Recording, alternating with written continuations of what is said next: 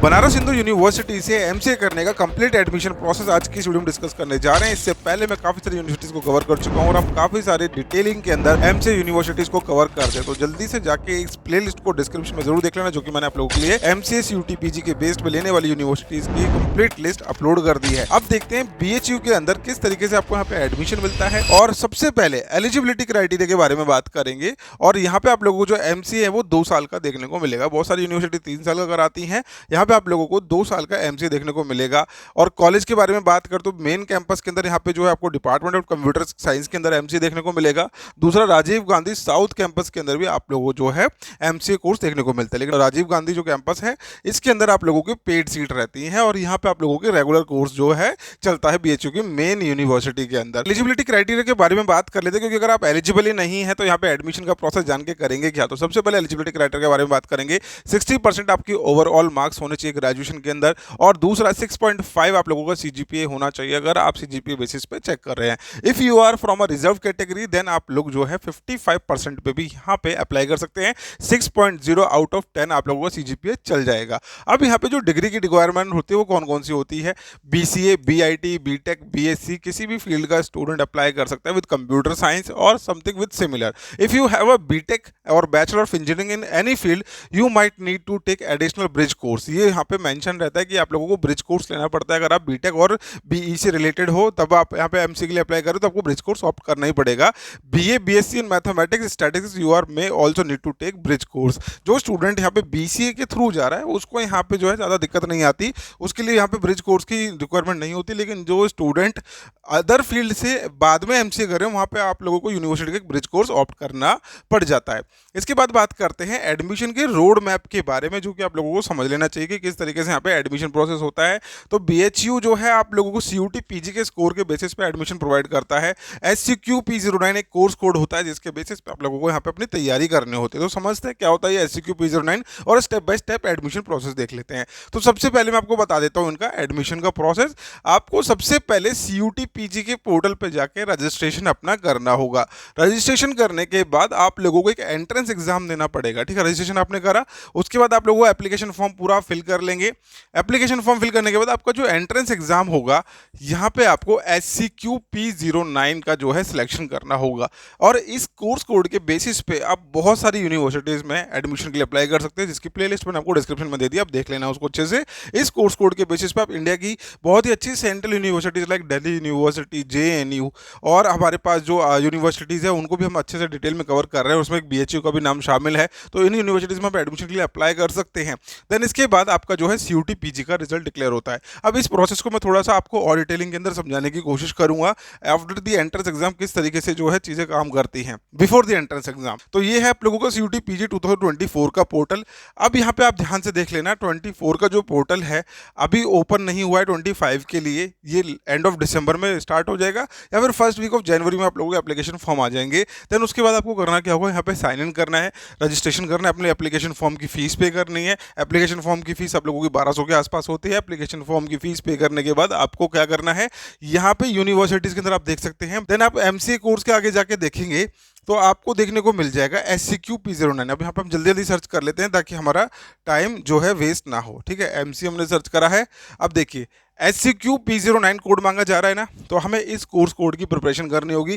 किस तरीके से करनी होती है, यहाँ पे आपका सिलेबस मेंशन होगा। यहाँ से आप एससीक्यू P09 सर्च करेंगे, उसकी तैयारी करेंगे। वो सिलेबस में आपको डिटेलिंग में भी दिखाने वाला हूँ। ठीक है, फाइन। तो जैसे आप लोगों ने अपना एंट्रेंस एग्जाम दिया, एंट्रेंस एग्जाम देने के बाद आपका रिजल्ट आ जाएगा। रिजल्ट आने के बाद आपको अगेन बीएचयू के पोर्टल पर रजिस्ट्रेशन करना पड़ेगा। बीएचयू की वेबसाइट पर जाके वहाँ पे पेमेंट करने के बाद आपको उनकी काउंसलिंग अटेंड करनी पड़ेगी। और अगर आपका सफिशिएंट स्कोर आ रहा है तो आपको डेफिनेटली यहाँ पे एडमिशन मिल जाएगा। चलिए आगे की तरफ बढ़ते हैं और हम एससीक्यू P09 के एंट्रेंस एग्जाम का सिलेबस अच्छे से समझने की कोशिश करेंगे कि किस तरीके से आपको एंट्रेंस एग्जाम की प्रिपरेशन करनी है, एंट्रेंस एग्जाम के लिए क्या क्या चीज़ें पूछी जाती हैं। तो यहाँ पे सबसे पहले इस कोर्स कोड को आप दिमाग में डाल लीजिए। अगर एमसीए में एडमिशन चाहिए तो एससीक्यू P09 ही आप लोगों को जो है सीयूटी पीजी के एग्जाम में अच्छे से पढ़ना है। अब इस एग्जाम के पैटर्न के बारे में बात करते हैं। मैं अकॉर्डिंग टू 2024 बात कर रहा हूँ, 25 में भी यही रहने वाला है, यही चल रहा है, काफ़ी टाइम से मैं देख रहा हूँ। लेकिन सिलेबस के अंदर मैं आपको बताता हूँ 2024 के अंदर थोड़े से स्लाइड चेंजेस इन्होंने स्टार्टिंग में करे थे, बाद में उसको इन्होंने रिप्लेस कर दिया। यानी कि पहले इन्होंने क्या करा, डीएसए और कोर जो कंप्यूटर्स है वो भर दी थी, लेकिन स्टूडेंट्स ने बोला कि हम इतना डिटेलिंग में नहीं पढ़ के आए, अदर बैकग्राउंड वाले स्टूडेंट्स नहीं पढ़ पा रहे थे सिलेबस को, तो उन्होंने क्या करा, यहाँ पे 3 सेक्शन के अंदर एग्जाम को डिवाइड करा। मैं आपको अभी दिखा दूंगा। तो करेक्ट आंसर पे आपको यहाँ पे जो है 4 मार्क्स मिलेंगे। 75 टोटल क्वेश्चन आप लोगों से पूछे जाएंगे। पहले यहाँ पे जो है आपके 100 क्वेश्चन आ रहे थे, अब इसको 75 कर दिया गया है, डोमेन स्पेसिफिक पूछा जा रहा है जो भी पूछा जा रहा है। देन उसके बाद -1 का आप लोगों का डिडक्शन होता है, नेगेटिव मार्किंग रहती है। 105 मिनट का आपका एग्जाम होने वाला है। इंग्लिश और हिंदी दोनों में ही आप अपना जो है एग्जाम अपना दे सकते हैं। फाइन, ये चीज़ आप लोगों को समझ में आ गया एग्जाम के पैटर्न के बारे में। SCQ P09 जैसी आप ऑप्ट करेंगे, आपको 75 क्वेश्चन मिलेंगे आपके एग्जाम के अंदर। अब ये 75 क्वेश्चन बहुत ही यहाँ पे आप लोगों को टफ देखने को मिलने वाले हैं, क्योंकि 75 क्वेश्चन के लिए आप लोगों को जो सिलेबस मिलने वाला है बहुत ही ज़्यादा वास्ट मिलने वाला है। चलिए अब बात करते हैं इसके सेक्शंस के बारे में। जैसे कि मैंने आपको बताया कि भाई सिलेबस पे काम करा गया है। तो यहाँ पे फर्स्ट सेक्शन होता है आप लोगों का थिंकिंग एंड डिसीजन मेकिंग, जो कि लॉजिकल रीजनिंग, एनालिटिकल रीजनिंग का पार्ट होता है। दूसरा है आप लोगों को मैथमेटिक्स, आप लोगों से पूछी जाती है। अब क्लास 12th की मैथमेटिक्स होती है थोड़ी सी एडवांस लेवल के अंदर। अब तीसरा सेक्शन होता है आप लोगों के 75 क्वेश्चन के अंदर कंप्यूटर। अब यहाँ पे आप सोचेंगे 3 सेक्शन है तो 75 को हम जो है 3 पार्ट में डिवाइड कर देंगे, 25 25 25। तो ऐसा नहीं है, यूनिफॉर्मली डिवाइड नहीं होता। आप लोगों से कहीं से भी कुछ भी पूछा जा सकता है और ये वेरी करता है। कभी रीजनिंग के कम क्वेश्चन आते हैं, कभी मैथ्स के ज़्यादा आ जाएंगे, कभी कंप्यूटर्स के उससे भी ज़्यादा आ जाएंगे। तो ये ऐसा कुछ फिक्स नंबर ऑफ क्वेश्चंस नहीं है तीनों सेक्शंस के अंदर। आपको तीनों ही सेक्शन के अंदर अपने आप को मास्टर करना ही पड़ेगा। You have to excel yourself in these 3 sections. अब बात करते हैं सबसे पहले सेक्शन के बारे में, जो कि है आप लोगों का लॉजिकल रीजनिंग वाला पार्ट। इसके अंदर आपको creative thinking, unfamiliar relationships, verbal reasoning, finding patterns, trends and assessment of figures and diagram पढ़ना होगा। अभी हम इस सिलेबस को और अच्छे से गो थ्रू करें। मैं आप लोगों को बोलना चाहूँगा, जो भी स्टूडेंट एमसीए के एंट्रेंस एग्जाम की प्रिपरेशन करना चाहते हैं वो हायर एजुकेशन के साथ जुड़ के इसके एंट्रेंस एग्जाम की प्रिपरेशन काफ़ी अच्छे से कर सकते हैं। हम मोर देन 35 यूनिवर्सिटीज़ को कवर कर रहे हैं सिंगल एग्जाम के अंदर। और आपको जान के हैरानी होगी कि अभी सभी यूनिवर्सिटीज़ जो है CUT PG के एग्जाम के बेसिस पे एडमिशन नहीं ले रही है। जैसे कि जामिया मिलिया इस्लामिया यूनिवर्सिटी आज की डेट में भी अपना खुद का एंट्रेंस एग्जाम कंडक्ट कराती है। इसके अलावा IP यूनिवर्सिटी, जो कि दिल्ली की स्टेट गवर्नमेंट यूनिवर्सिटी है, यहाँ पे भी आपको आज की डेट में MCCT का एग्जाम देना पड़ता है। इसके अलावा बहुत सारी ऐसी यूनिवर्सिटीज़ है जो आप लोगों को अपने खुद के एंट्रेंस एग्जाम के बेसिस पे एडमिशन देती है। तो हम उन सभी यूनिवर्सिटीज़ का एक सिलेबस यहाँ पे कवर कर रहे हैं ताकि आप लोगों को कॉन्फिडेंस मिले, 1-on-1 इंटरेक्शन मिलता है हमारी फैकल्टीज के साथ, डेली लाइफ क्लासेस, सभी आपके डाउट सॉल्व करे जाते हैं रिगार्डिंग द एडमिशन प्रोसेस। और आप लोगों का कोई भी रिगार्डिंग द लेक्चर डाउट है तो हमारे फैकल्टीज के साथ कनेक्ट करके आप उसको क्लियर कर सकते हैं। तो देर किस बात की, अभी जाइए डिस्क्रिप्शन में इसका आपको लिंक मिल जाएगा। आप 2 इंस्टॉलमेंट में भी कोर्स को जो है परचेज कर सकते हैं, और अगर आप 1 टाइम पेमेंट करते हैं तो आपको ये हमारा एक स्पेशल डिस्काउंट में मिल सकता है। तो आपको करना क्या है, हायर एजुकेशन की एप्लीकेशन डाउनलोड करिए, डेमो क्लासेस को देखिए, डिस्क्रिप्शन में आपको डेमो का फॉर्म भी दे दिया है, आप उस फॉर्म को फिल करिए। हमारे काउंसलर्स आप लोगों को प्रॉपर हेल्प करेंगे आपके ड्रीम यूनिवर्सिटी में एमसीए कोर्स में एडमिशन लेने के लिए। चलिए बात करते हैं अपने सिलेबस की तरफ, वापस से जाते हैं। अब बात करते हैं रीजनिंग के बारे में, जो कि हम बात कर रहे थे। तो यहाँ पे आप लोगों को एक ही सेक्शन के अंदर बहुत सारे टॉपिक्स इन्होंने इजीली मेंशन कर दिए, लेकिन यहाँ पे समझना पड़ेगा ये सेक्शन बहुत ही वास्ट है। अगर हम रीजनिंग के बारे में बात करें, geometrical design and identification, then ऊपर आप देखेंगे यहाँ पे फिगर्स एंड डायग्राम्स हो जाता है। सैलोजिज्म आप लोगों से यहाँ पे पूछा जा रहा है। देन यहाँ पे आपको नंबर सीरीज और आपका वर्ड एनालॉजी, काफ़ी सारे टॉपिक जो है इन्होंने मैंशन यहाँ पे कर दिए। जैसे कि देखेंगे यहाँ पे letters, words, number and figures, इसके अंदर भी आपको डिफ्रेंशिएट करने के लिए आपको क्वेश्चन आंसर पूछे जाएंगे। तो एक तरीके से लॉजिकल रीजनिंग का सेक्शन भी अपने आप में काफ़ी ज़्यादा जो है टॉपिक्स को लेके चल रहा है। सेकंड सेक्शन आपका होता है मैथमेटिक्स का, जिसके अंदर आप लोगों से क्लास 12th की मैथमेटिक्स का एक हायर वर्जन पूछा जाएगा। थोड़ा सा ऑफ कोर्स आप लोगों ने काफ़ी टाइम से नहीं पढ़ा होगा, क्योंकि अगर आप किसी भी ग्रेजुएशन फील्ड से आ रहे हैं तो इन टॉपिक्स को वो फर्स्ट सेमेस्टर में कवर कर लेते हैं, और काफ़ी टाइम तो स्टूडेंट्स को फर्स्ट सेमेस्टर में भी देखने को नहीं मिलता। बहुत सारी यूनिवर्सिटीज़ जो है आज की डेट में डिस्क्रीट मैथमेटिक्स पढ़ा रही हैं। तो यहाँ पे आप लोग देखेंगे क्लास 12th की set theory, probability and statistics, algebra, coordinate geometry and calculus, जो कि बहुत सारे स्टूडेंट्स का फेवरेट टॉपिक होता है। जो स्टूडेंट काफ़ी जो अपना मैथ्स में इंटरेस्ट रखते हैं उनको ये इंटीग्रेशन डिफरेंशिएशन पढ़ने में बहुत ही मज़ा आता है। कुछ स्टूडेंट्स ऐसे होते हैं जिनको इंटीग्रेशन डिफरेंशिएशन में मज़ा नहीं आता, लेकिन उनकी कोऑर्डिनेट ज्योमेट्री काफ़ी स्ट्रॉन्ग होती है, and probability again it's a very interesting topic. तो मैथमेटिक्स के अंदर आपको पढ़ना ही पढ़ना है। अगर आपने पहले मैथ्स पढ़ी है, नो मैटर कि आपने पढ़ी है अच्छे से, तब भी आपको एक बार दोबारा से इसको स्क्रैच से पढ़ना ज़रूरी है। अगर आपका नॉन मैथ्स बैकग्राउंड है तो भी हम आपको प्रॉपरली हेल्प करने वाले हैं। बिल्कुल ही स्क्रैच से आप लोगों को इसका सिलेबस जो है हम कवर करवाएंगे, ताकि आप लोगों को कहीं पे भी दिक्कत ना आए, आपको कॉन्फिडेंस फील होगा एग्जाम को लेके। क्योंकि बहुत सारे स्टूडेंट सोचते हैं यार 3 सेक्शन आ रहे हैं, इसमें से मेरा तो यार रीजनिंग तो मैंने पढ़ी नहीं पहले, और दूसरा मैंने मैथमेटिक्स को पढ़े काफ़ी टाइम हो गया, कंप्यूटर्स का मेरे को आता है, तो एक सेक्शन के भरोसे तो भैया आपका एग्जाम जो है क्लियर नहीं होने वाला। आपको तीनों सेक्शन के अंदर मेहनत करनी पड़ेगी।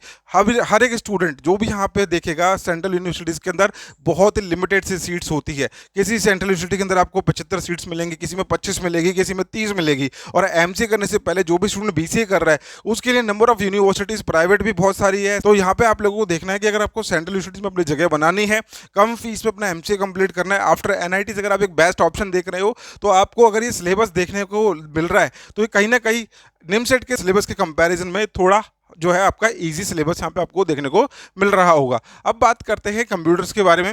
तो कंप्यूटर्स के अंदर आपके अगेन यहाँ पे भी अपने आप में 3 सेक्शंस दिए गए हैं, operating system, data structure and digital fundamental. ये 3 सेक्शन आप लोगों के कंप्यूटर्स में पूछे जाने वाले हैं। अब मैंने आपको स्टार्टिंग में बोला था कि भाई पहले क्या करा था, जब सिलेबस लेके आए तो इन्होंने डीएसए डेटा स्ट्रक्चर को बहुत ज़्यादा जोर दिया, उसी को बहुत बड़ा सेक्शन बना दिया था। बाकी इन्होंने जो हमारे बेसिक कंप्यूटर्स है उसको हटा दिया था।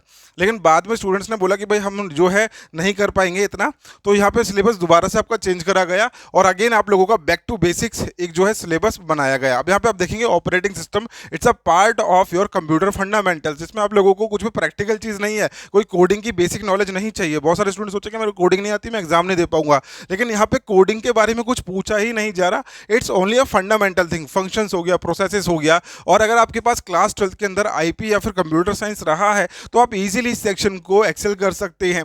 लेकिन अगर आपने काफ़ी टाइम से नहीं पढ़ा, नो वरीज, हमने ये सारे के सारे टॉपिक्स के ऊपर हमारे पास अपनी क्लासेस करवाई हैं। आपको यहाँ पे हम प्रॉपर सपोर्ट देने वाले हैं। Types of memory, virtual memory, file system, DOS, Unix, Windows, ये सभी जो पार्ट है ऑपरेटिंग सिस्टम के पार्ट है, जिसको हमने काफ़ी अच्छे से जो है क्लियर करा है। डेटा स्ट्रक्चर के बारे में बात कर लेते तो डीएसए की आप लोगों को जो है नॉलेज होनी चाहिए। इसको लेके भी हमने डिटेलिंग के अंदर एक एक चीज़ को पढ़ाया है। और डेटा स्ट्रक्चर के साथ साथ में डेटा स्ट्रक्चर का यूज़ कैसे करते हैं उसका प्रैक्टिकल भी हमने जो अपनी क्लासेस में आप लोगों को करके दिखाया है, ताकि अगर आप एक बार प्रैक्टिकल ही देख लेंगे तो आप लोगों को आंसर करने में काफ़ी ज़्यादा आसानी यहाँ पे हो जाती है।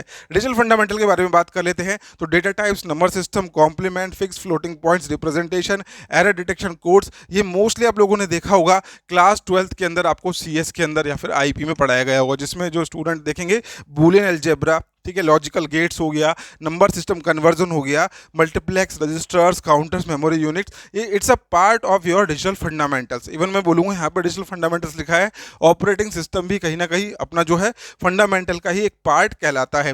तो ये 3 सेक्शन है जिनके अंदर आप लोगों को मेहनत करनी है। अब आप लोगों को बताना है कमेंट सेक्शन में आपका कौन सा फेवरेट सेक्शन है जो आप लोगों को ईजी लग रहा है, आप अच्छे से कर सकते हैं। और इवन अगर आपने कोई भी चीज़ ऐसी है जो कि बहुत टाइम से नहीं पढ़ी है, आप लोगों के पास कम से कम भी 7 से 8 महीने का टाइम है। आप किसी भी स्टेज पे इस वीडियो को देख रहे हो, अगर आज की डेट में भी आप देख रहे हो और एग्जाम के अंदर 20 दिन भी रह गए हैं, तो भी आपको गिव अप नहीं करना। आपको एक एक्सपीरियंस के तौर पे ही चाहे देख लीजिए, लेकिन आपको एग्जाम जरूर देना चाहिए। काफ़ी सारे स्टूडेंट तो एडमिशन को छोड़ के सिर्फ और सिर्फ एक्सपीरियंस की बेसिस पे भी अपना एंट्रेंस एग्जाम देना चाहते हैं। तो आप लोगों को यहाँ पे अच्छे से तैयारी करनी है। डेफिनेटली 100% आपको एडमिशन मिल सकता है अगर आपने इस पर जोर दिया है। एप्टीट्यूड का सेक्शन है, ये हर आप लोगों को एग्जाम में देखने को मिलेगा ही मिलेगा, it's a very common thing. लेकिन अगर आप अपने फील्ड में अगर जाना चाह रहे हो, एमसीए करना चाह रहे हो, तो आपको अपने बेसिक्स जो है अच्छे से आने चाहिए। बस इतना सा एग्जाम की स्ट्रेटेजी है। चलिए आगे की तरफ बढ़ते हैं और देखते हैं यहाँ पे सीट इनटेक कितनी है। जैसे कि मैंने आपको बताया कि भैया सीट बहुत ही ज़्यादा यहाँ पे जो आप लोगों को लिमिटेड देखने को मिलती है। तो सीट इनटेक के बारे में बात करेंगे तो डिपार्टमेंट ऑफ कंप्यूटर साइंस के अंदर 57 सीट्स है टोटल, और राजीव गांधी साउथ कैंपस के अंदर आप लोगों को देखने को मिलने वाले 25 सीट्स। ये जो टोटली पेड सीट्स होती हैं। अब यहाँ पे फीस स्ट्रक्चर दोनों का अलग अलग है।